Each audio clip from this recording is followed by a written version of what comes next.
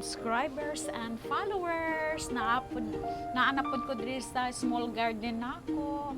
I don't know what I can say if I will talk English, Bisaya, Ilonggo kay nabulol man ang akong dila mga langga. So pasensyahan nyo na ha. At least magkaintindihan lang tayo. Okay na yan. Kaya halo-halo na akong kwan.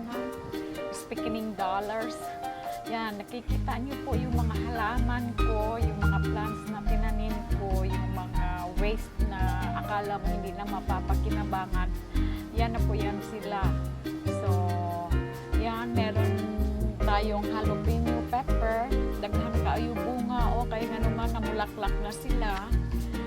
Ang akong ginagamit na fertilizer is kanang make your own fertilizer, no? Kaya na ako'y sibuyas dahon. So kanina mga langga katong giingon nako sa inyo na don't throw your waste, you know, yung mga dahon or mga lumang dahon-dahon ninyo ng vegetables, mga fruits, mga balat. Huwag nyo po itapon, lagay nyo po sa isang container and then add some water and then set aside and then that's what you will do with your fertilizer para organic po yung labas ng ating mga halaman. So now, I have my eggplant here kaya 2 to 3 times in 1 week po ako naglalagay ng tubig na binabad sa mga pinaglumaan natin ng mga fruits and vegetables. Kaya hindi po nasasayang ang lahat pag marunong po tayong mag-recycle. That way, organic pa rin ang dating ng ating mga halaman.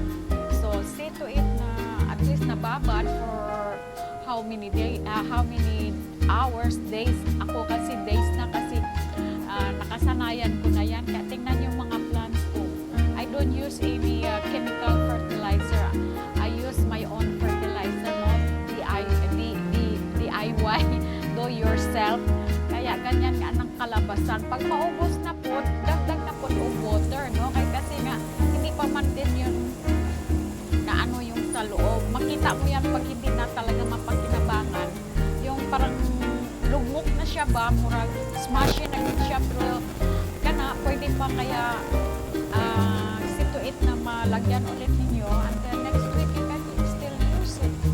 See, kaya ganyan ang ginagawa ko para iwas chemical sa ating mga kinakain, no? Kaya tingnan mo ang sili labuyo ko mga langga. Never stop fruiting, never stop giving some more blessing. Kaya tingnan nyo, talagang kahit sa ang sulok ng dahon-dahon niya, naagyod kwan, kanang daghan bunga ba, kaya bless good ko kay nga naman, nakasave kong money for that, fresh pa, hindi ba? Kaysa every time you go to the market, you will buy something. Kaya ingon ganin ako, yung mga waste ninyo, ayaw nyo itapon pag may sobra mong paso or paso na dili nyo magamit, just put it there and then someday somehow you will shock na they're alive. That's it for today mga langga.